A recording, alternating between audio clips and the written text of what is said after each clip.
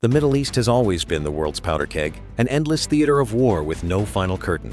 Now, the show is getting a high-stakes sequel, with Iran and the US taking center stage. We start with the military chess pieces. US guided missile destroyers have strutted into Israel's Eilat port with total confidence. Trump followed up with his signature flair, claiming he's dispatched the biggest, most powerful armada in history, essentially telling Iran, negotiate or get ready for a beating. While officials are sticking to the script, calling it a pre-planned routine, the timing is far too perfect. It is a blatant power move designed to remind Tehran exactly who owns these waters. Trump's maximum pressure campaign isn't just a squeeze, it's an attempt to swallow Iran whole. His list of demands is basically a call for total surrender.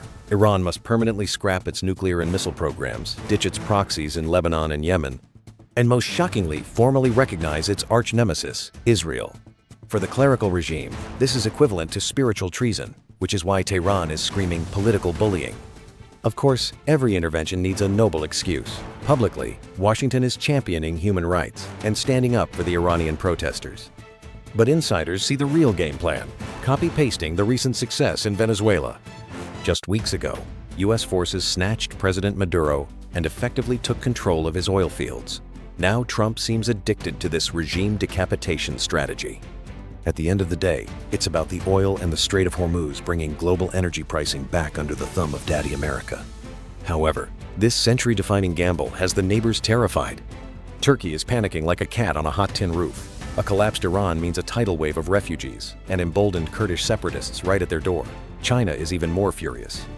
Iran is Beijing's primary gas station, with over 80% of Iranian oil flowing to Chinese ports. If the US takes the keys to Iran, they'll have their hand directly on China's throat. The most likely finale? Don't expect a full-scale ground invasion. Instead, look for a lethal cocktail of precision strikes and economic strangulation designed to rot the regime from within. Once the system snaps, the US can joyfully move in to restore democracy and, of course, start pumping the oil.